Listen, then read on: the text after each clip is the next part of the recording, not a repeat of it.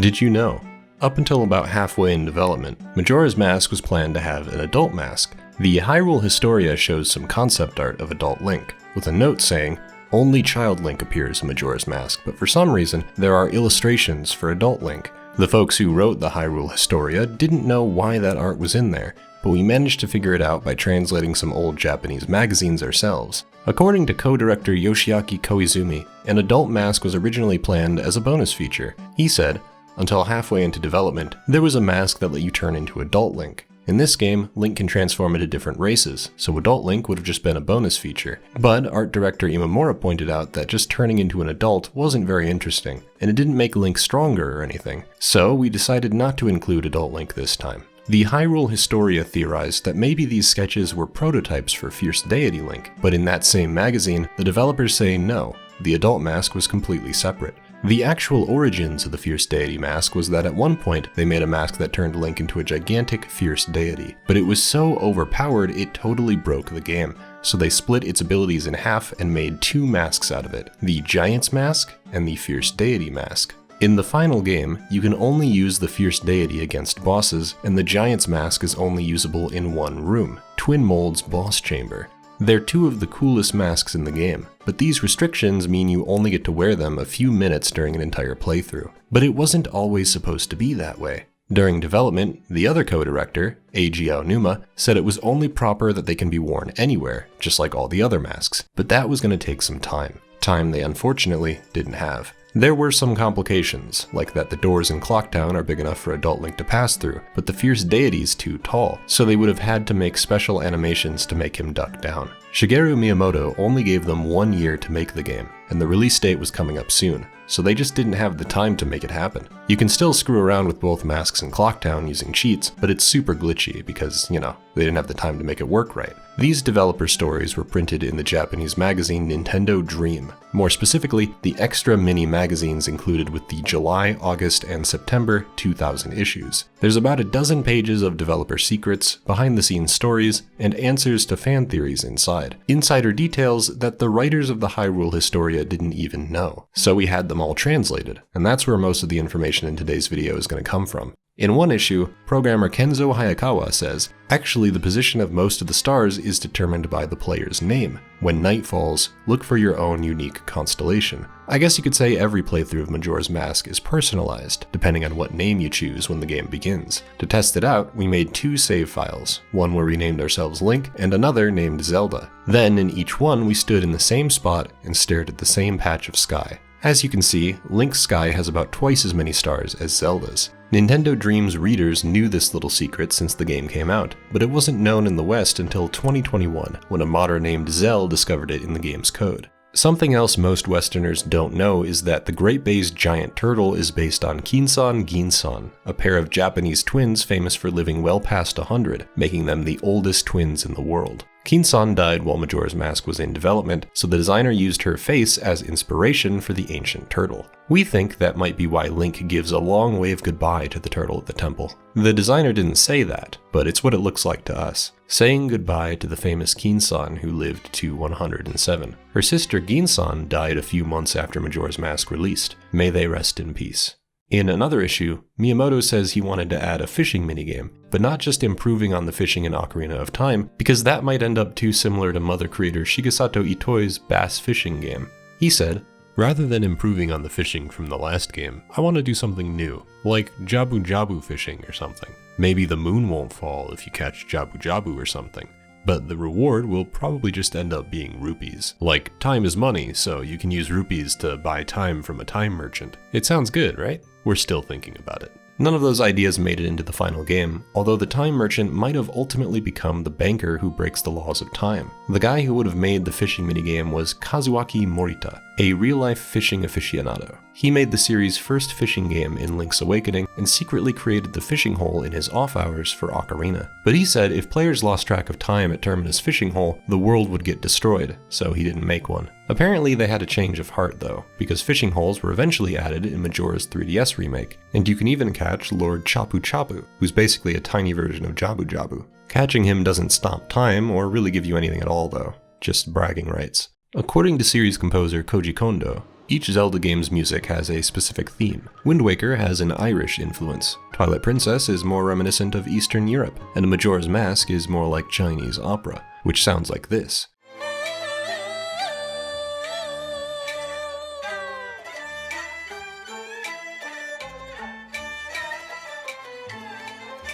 There's more than just these two, but Majora's theme and the Happy Mask Salesman's theme are a couple good examples.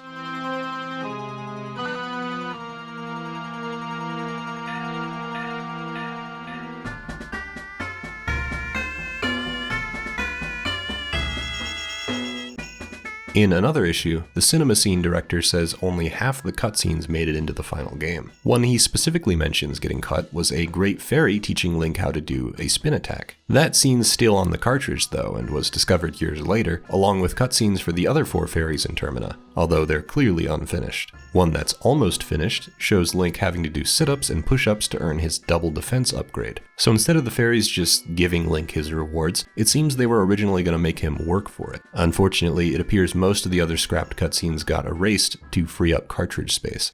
A lot of ideas had to get scrapped because of the 1-year deadline. In one of these magazines, Miyamoto says, "A lot of people ended up working overtime due to the sheer volume of work that had to be done. Suffice it to say, this was one tough year, I assure you. As long as it was finished, anything was acceptable." I made it clear that that's what was most important. At the start, the staff seemed pretty stressed out. They were like, "There's no way we can make it in a year." Towards the end of development, Miyamoto tried to ease the tension with some small talk and what he calls naughty stories, but the Zelda team found him unbearable and said they just didn't have time for his rambling. Aonuma says he had to pull at least one all-nighter and didn't even have time to play the game start to finish before it released. Majora's writers revealed that some of the NPCs are actually speaking for the developers. Scriptwriter Mitsuhiro Takano said, "We put our feelings into the mouths of Termina's residents. Like when work was getting backed up, we wrote one carpenter to say, 'Damn, I'll have to stay up again. I wonder if I'll finish this.' And 'Damn, guess I'm staying up again tonight. I wonder if it'll be ready in time.'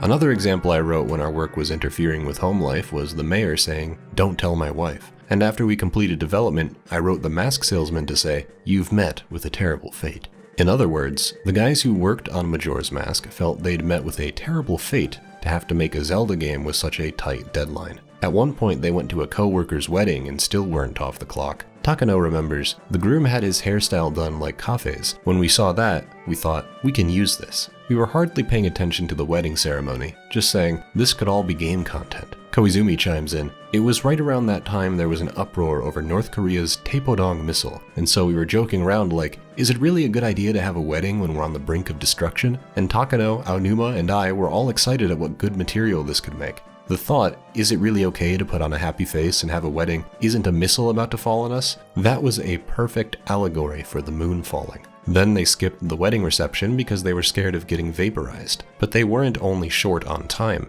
Cartridge space was a concern as well. The devs say they were constantly having to shave things down and search for content they were willing to cut so it'd all fit. All the boss animations took up an especially big chunk, like the first boss Odalwa's dancing. Speaking of which, Odalwa's name is a pun on the Japanese word Odaruwa, which means dance. In development, the bull boss was originally named Hashilwa, a pun on the word run, and the fish boss was Oyorg, a pun on the word swim. Every boss was named after the verb they represented, but all their names ended up getting changed, except Odalwa, who's the only boss in the final game still named after his verb to dance. Majora's Mask is sort of the black sheep of the series, with a story, setting, and tone very different to what came before. But there was one earlier Zelda game that was also pretty unique, Link's Awakening, which took place entirely in a dream. That game's weirdness was mostly thanks to one man, Yoshiaki Koizumi. He's long had sort of an adversarial relationship with Miyamoto when it comes to storytelling, like when he snuck Rosalina's storybook into Mario Galaxy without the big guy's permission. In one of these magazines, he says, "I worked on the plot of Link's Awakening. I did the main story, and Kensuke Tanabe wrote the side plots. I made quite a strange story, and afterwards Miyamoto told me he'd never let me do it again. But I consider that a compliment. I had wanted to do something that wasn't at all Miyamoto-esque."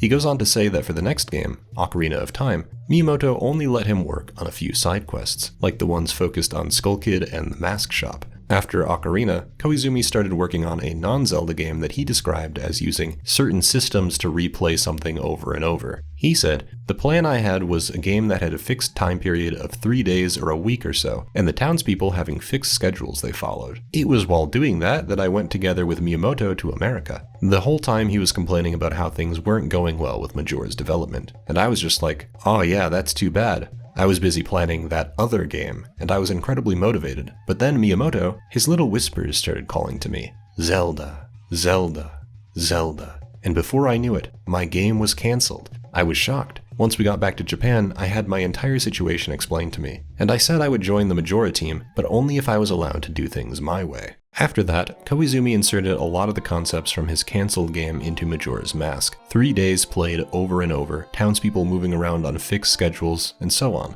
Koizumi was responsible for everything that happened inside Clocktown, and Aonuma was in charge of everything outside, although Koizumi eventually invaded his territory and took control of Romani Ranch, arguing that it was really an extension of the town. And that's how Koizumi became Majora's co-director, and the game turned out as weird as it did, despite Miyamoto saying he'd never let him do it again. Speaking of weirdness in Romani Ranch, there's a cutscene most Zelda fans will never see, even if they get 100% completion. If you do the milk delivery side quest more than once, sometimes you're only rewarded with a gold rupee, but there's also a chance of getting a more adult reward. A special cutscene where Cremia thanks Link with a big hug, and his face is squeezed between her, moo-moos. The game says, "You feel all warm and fuzzy inside."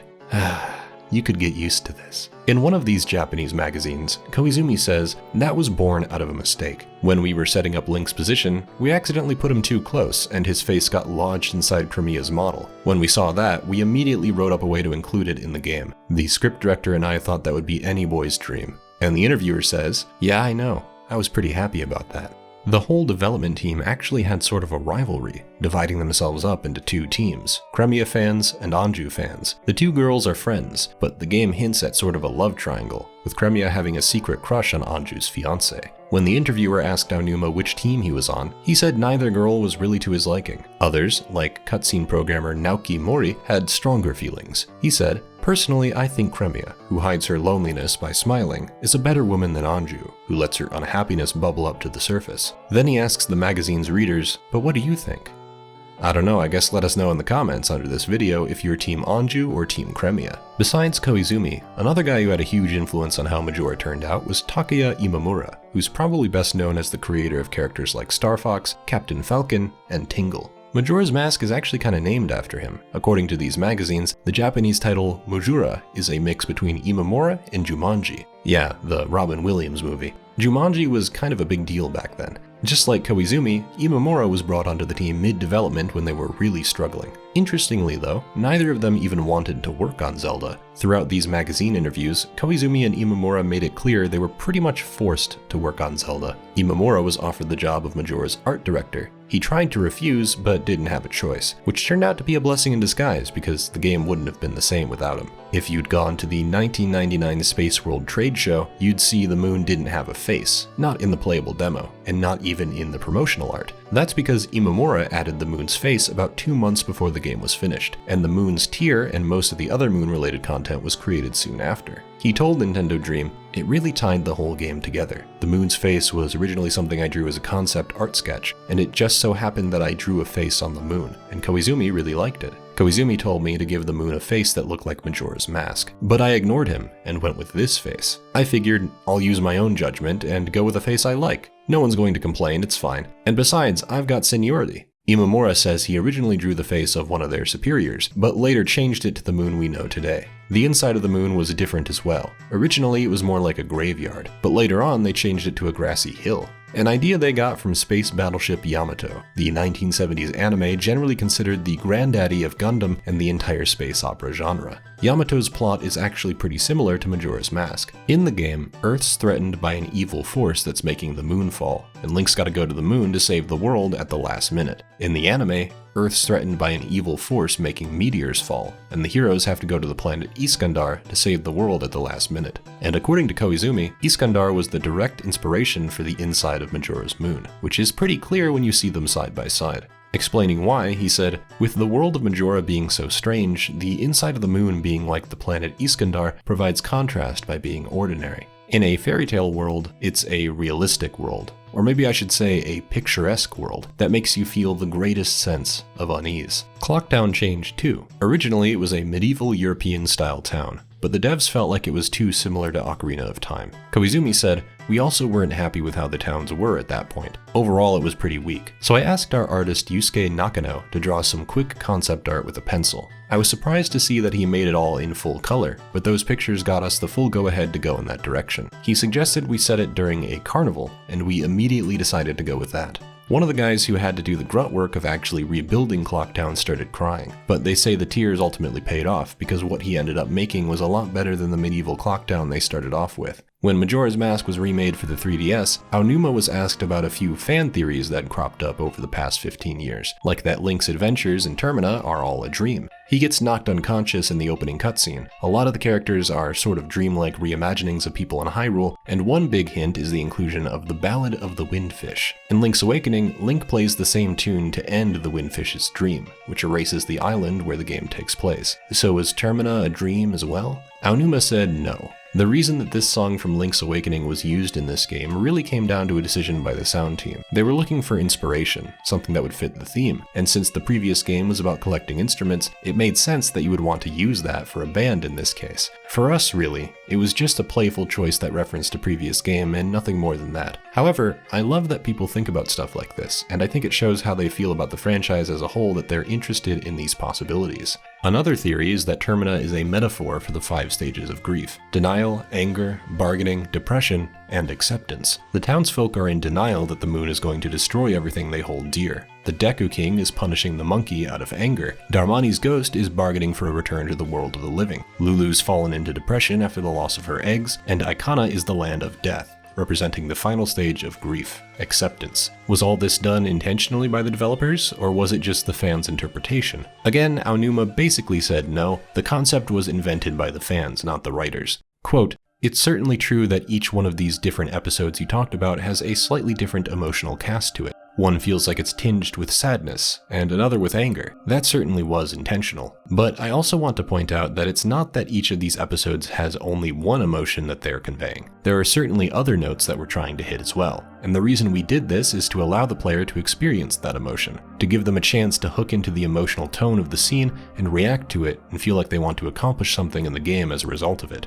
Another curiosity was brought up to Aonuma. The other 3 transformation masks are the spirits of an individual Deku, Goron, and Zora. So whose soul is in the Fierce Deity mask? His answer? The best I can give you is just a suggestion. The best way to think of it is that the memories of all the people of Termina are inside the Fierce Deity mask. As for why it's so painful when Link puts on the transformation mask, he said it's because the spirits of the dead have unfinished business. However, some mysteries were left intentionally vague. Are the mask collectors on the moon the mask salesman's kids? Did Kafei turn back into an adult at the end, or was he stuck as a child forever? In these Japanese magazines, Koizumi says those questions were left unknowable on purpose. There are no answers, but he enjoys seeing fans cook up theories to answer them anyway. Did you also know that Nintendo tried remaking Zelda 2 in 3D, or that Ura Zelda was planned to have online? For more on that, check out the video on screen. If you enjoyed hearing my voice, my name's King K. I make video essays on video games like Zelda, Kingdom Hearts, Sonic, and Pokemon. Subscribe for more videos like this one, and thanks to Jacob Newcomb for his translations, and Eurasia M for recording footage. And thank you for watching.